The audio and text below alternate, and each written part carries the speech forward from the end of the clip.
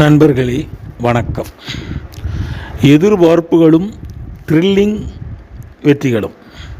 இந்த பதிவை பற்றி இப்போ பேச ஆரம்பிக்கும்போது ஒரு 3 பூனை, அது பூனைன்னு சொல்கிறத விட ஓரளவு பூனை குட்டின்னு தான் சொல்லணும். ஒரு நடுத்தரம் வந்து சாப்பாட்டுக்காக அவங்க வெயிட் பண்ணி காத்துக்கிட்டு இருக்காங்க. இப்போ நாங்கள் சாப்பிட்ட உடனே அவங்களுக்கு வந்து சாப்பாடு வைக்கணும். ஆனால் என்னென்னா அவங்க வந்து மீன், கறி, இந்த மாதிரி சிக்கன், பொரிச்ச மீன், இந்த மாதிரி ஐட்டங்களை தான் விரும்பி சாப்பிடுவாங்க. நமக்கும் வந்து மனுஷ வாழ்க்கையில் வந்து எத்தனையோ எதிர்பார்ப்புகள் வந்து இருக்கும். அதே மாதிரியான வந்து அந்த எதிர்பார்க்காத கிடைக்குமா கிடைக்காதா அப்படிங்கிற அந்த பொசிஷனில் வந்து நம்மளுக்கும் நிறைய சக்ஸஸ், அந்த த்ரில்லிங் வெற்றிகள் வந்து கிடச்சிருக்கும். இதை சில பேர் வந்து என்னென்னா சாதாரணமாக கடந்து போயிடுவாங்க. ஆனால் பொதுவாக வந்து மனித வாழ்க்கையில் வந்து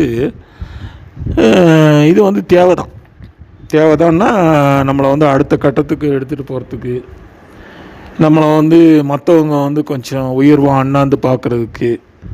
ஏன்னா அதனால இந்த மாதிரியான வெற்றிகள் வந்து நம்மளுடைய உழைப்பினால் கிடச்சிருக்கலாம், இடைவிடாத முயற்சினால் கிடச்சிருக்கலாம். அதனால் வந்து இதில் ஒன்றும் நம்ம எதிர்பார்க்குறதும் ஒன்றும் தப்பு கிடையாது, அதை கொண்டாடுறதும் ஒன்றும் தப்பு கிடையாது.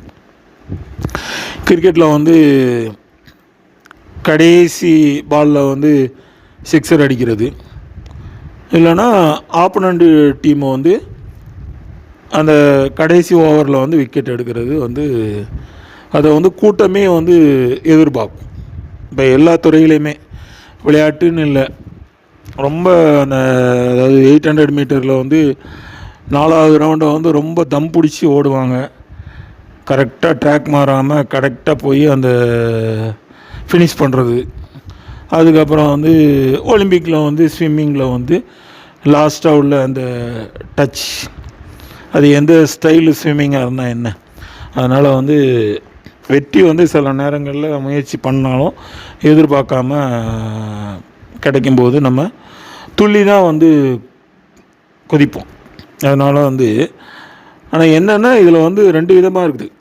தனிப்பட்ட வெற்றி, அதுக்கப்புறம் வந்து அந்த டீமுக்கு கிடைக்கிற வெற்றி, அதுக்காக நம்ம போராடுவோம். ஆனால் இதில் என்ன அப்படின்னா, இன்னொரு விஷயம் வந்து என்ன அப்படின்னா, நம்ம அதனுடைய அந்த பிரமிப்பை, அந்த தருணங்களை, வெற்றியின் தருணங்களை வந்து அனுபவிக்கிறோம். அதே நேரங்களில் நம்ம என்ன அப்படின்னா, மற்றவங்களையும் நம்ம வந்து கொண்டாடணும். இப்போ ஒரு பொழுதுபோக்குன்னு நினைக்கிறோம், ஒரு சினிமாவே எடுத்துக்கிடுவோமே. இப்போ சில நேரங்களில் பார்த்திங்கன்னா சில படங்களை வந்து நல்லா உச்சத்தில் வச்சு கொண்டாடுவாங்க. உச்சத்தில் வச்சு கொண்டாடும்போது ஒருத்தர் வந்து ஆகா ஓகானா அதுக்கு அடுத்து சொல்கிறவர் வந்து அதோட ரொம்ப விசேஷித்து சொல்லுவார். ஆனால் அதில் அதுக்கான சரியான அந்த இன்புட்டு, அதுக்கு அந்த வேல்யூ வந்து கண்டென்ட் வந்து அந்த ஃபிலிமில் வந்து இருந்ததுன்னா அதை வந்து கொண்டாட வேண்டியது தான். சில நேரங்களில் பாராட்டு வந்து பயங்கரமாக இருக்கும் சில ஃபிலிமுக்கெலாம். அது பழைய படமாக இருக்கட்டும், இல்லை இப்போ வந்து ஒரு புது படமாக இருக்கட்டும், இல்லை அது எந்த மொழினாலும் பரவாயில்ல, மலையாளமாகவும் இருக்கட்டும், தெலுங்காக இருக்கட்டும், இல்லை தமிழாக இருக்கட்டும், இந்தியாக இருக்கட்டும், அது எதாக இருந்தாலும் அது வந்து ஒன்று. அப்போ இதில் என்ன அப்படின்னா, மற்றவங்களோட வெற்றியும் நம்மளோட வெற்றி தான், மற்றவங்களோட ஒரு த்ரில்லிங் வெற்றியும் நம்மளோட வெற்றி தான். ஏன்னா எப்படின்னா, இப்போ நம்ம சாதாரண பள்ளிக்கூட லெவல்லே வச்சுக்கோங்களேன். போய் ஒரு எலக்யூஷனில் ஒரு பேச்சு போட்டியில் வந்து கலந்துட்டு வராங்க, உங்கள் பிள்ளைங்களே கலந்துக்கிறாங்கன்னு வச்சுக்கோங்களேன். இப்போ வந்து ஒரு 23 பேர் பேசி முடிச்சாச்சு. ஒரு மாவட்ட போட்டின்னு வச்சுக்கோ, டிஸ்ட்ரிக்ட் காம்படிஷன் வச்சுக்கோ, மாவட்ட பேச்சு போட்டின்னு வச்சுக்கோ. நல்ல ஒரு அருமையான தலைப்பை கொடுத்து, சில நேரங்கள் அந்த மாதிரிலாம் காம்படிஷன்லாம் போகும்போது என்ன பண்ணுவாங்கன்னா ஸ்பாட்டில் தான் கொடுப்பாங்க தலைப்பு. கடைசி கட்டத்தில் ஸ்பாட்டில் தலைப்பை கொடுத்துட்டு நீங்கள் ப்ரிப்பேர் பண்ணிக்கோங்கப்பா அப்படின்னு சொல்லிவிட்டு ஒரு 1 hour கொடுத்துட்டு அதுக்கப்புறம் காண்டாக்ட் பண்ணுவாங்க மத்தியானம். அப்போ ஏறக்குறைய அதில் ஒரு 10 பேர் டாப்பாக பேசினா அந்த 10 பேருக்கு அடிச்சுக்கிட்டு இருக்கும். ஐயோ நம்மளுக்கு ஃபஸ்ட் ப்ரைஸ் கிடைக்குமா அப்படின்னு ஒரு 3 ஜட்ஜஸ் இருக்கிறாங்க பார்க்குறாங்கன்னா அதை வந்து சக்ஸஸ் பண்ணி யார் சூப்பராக அந்த என்ன சொல்கிறது அந்த மாடுலேஷன், அந்த ஆக்ஷன், அவங்களுடைய அந்த குரல், அந்த சொல்ல வந்த கருத்து, இது மாதிரிலாம் அந்த கரெக்டாக அந்த கோர்வையை அவங்க அடுக்கி வச்சுருக்க இது பிரகாரம் ஒரு வேளை அவங்க நியாயமான பொறுப்படி கொடுத்தாங்கன்னா அந்த ஃபஸ்ட்டு செகண்டு சில நேரங்களில் அந்த மாதிரி வரலாம். நிறைய காம்படிஷனை வந்து நம்ம வந்து பார்க்குறோம். அது மாதிரி எல்லா இதுலேயுமே பார்ப்போம். வேலை வாய்ப்பு இல்லைங்களா, அப்புறம் குழந்தைங்களோட அந்த படிப்பு சம்மந்தமான சீட்டு, நீட் தேர்வு ரிசல்ட்டு, அப்புறம் இந்த 12th ரிசல்ட்டு, 10th ரிசல்ட்டு, இது மாதிரிலாம் பார்ப்போம். அப்போ இதில் என்ன நம்ம சொல்ல வரோன்னா, சில பேர் பார்த்திங்கன்னா முனிவர் மாதிரி இருக்காங்க, அவங்களுக்காக தான் சொல்ல வரேன். எதையுமே சாதாரணமாக கடந்து போய் இப்போ இது என்ன பண்ணக்கூடாது அப்படின்னா, மனுஷ வாழ்க்கையில் வந்து எதிர்பார்ப்பே இல்லாமல் வாழணும். கிடைச்சா கிடைக்கிது, கிடைக்கட்டா போகுது, பரவாயில்லங்கிற அந்த டெண்டன்சி வந்து இருக்கக்கூடாது அப்படின்னு சொல்கிறேன். ஏன்னா இப்போ சமீபத்தில் பார்த்திங்கன்னா நம்ம தமிழக அரசை பொறுத்த வரைக்கும் சொல்கிறேன், அவங்க வந்து இந்த மாதிரி அந்த மாதிரி கொடுக்கல. இப்போ அந்த தமிழுக்கு மட்டும் கொடுக்குறாங்க, அதில் யார் ஃபுல் மார்க் எடுத்தாங்கன்ட்டு. முந்தி வந்து ஸ்டேட் வைஸ் கொடுப்பாங்க, 10th 12th இது மார்க்லாம். அந்த ஒவ்வொரு இதுலேயும் வந்து மாவட்ட வாரியாக ஃபஸ்ட்டு வந்தவங்க, செகண்டு வந்தவங்க, தேர்டு வந்தவங்க, ஸ்டேட்டில் ஃபஸ்ட்டு வந்தவங்க, செகண்டு வந்தவங்க, தேர்டு வந்தவங்க, சப்ஜெக்ட் வாரியாலாம் 10th 12th அது மாதிரிலாம் கொடுக்காங்க. அப்போ கொடுக்கலன்னா அவங்க சொல்கிற காரணங்கள் வந்து இந்த தோல்வி அடைகிறவங்க வந்து இந்த மாதிரி மனசு இதாகி அவங்க வந்து சூசைட் மாதிரி இதுக்கெலாம் போகிறாங்க, வெக்ஸ் ஆகிடுறாங்க அப்படின்னு. ஆனால் அந்த கோணத்தில் பார்க்கும்போது, இப்போ இது அவங்களுடைய கோணத்தில் பார்க்கும்போது நீங்கள் அப்படி பார்க்குறீங்க. ஆனால் ஹார்ட் ஒர்க் போட்டவங்களுடைய கோணத்தில் பார்க்கும்போது, இப்போ ஒரு கஷ்டப்பட்ட ஒரு கூலி தொழிலாளியினுடைய பிள்ளைங்க ரொம்ப கஷ்டப்பட்டு படித்து அந்த நிலைமைக்கு வந்து வந்திருக்கோம். அது அந்த வெற்றியினுடைய அந்த தித்திப்பை வந்து எதிர்பார்க்கும் இல்லையா, அப்போ அதுங்களை வந்து நம்ம வந்து பாராட்டி தானே ஆகணும். அதனால் வந்து இந்த பரிசும் பாராட்டும் வந்து அவங்களுக்கு ஒரு இன்சென்டிவ், அவங்களுக்கு ஒரு ஊக்கம், அடுத்த ஸ்டெப்பை எடுத்து வைக்கிறதுக்கு ஒரு இது. இந்த மற்ற இது மாதிரி இதை வந்து நம்ம இது பண்ணணும்.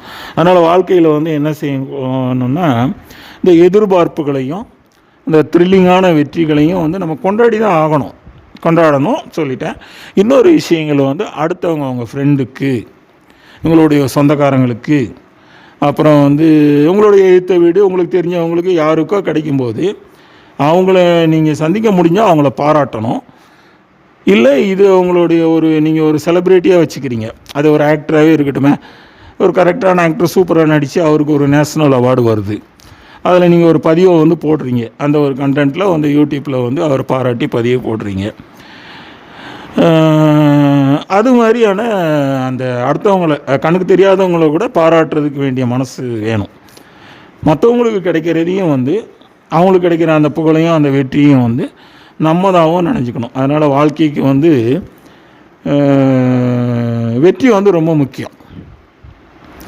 காரில் வந்து அந்த என்ன சொல்கிறது, ஒரு ஃப்ரீயான நோட்டில் வந்து அந்த ஸ்பீடை வந்து ரைஸ் அப் பண்ணுற மாதிரி இந்த வெற்றி வந்து என்னென்னா நம்மளை வந்து ஒரு சிறந்த இடத்துக்கு கொண்டு போகிறதுக்கு வந்து இப்போ நம்ம உழைக்கிறது, இப்போ அதை வந்து வேலையில் ப்ரமோஷன்னு சொல்கிறோம் இல்லையா, படிப்பில் அடுத்தடுத்த கட்டம்னு சொல்கிறோம். அது மாதிரி ஒவ்வொரு ஸ்டேஜும் நம்ம வளர்கிறதே அப்படி தானே.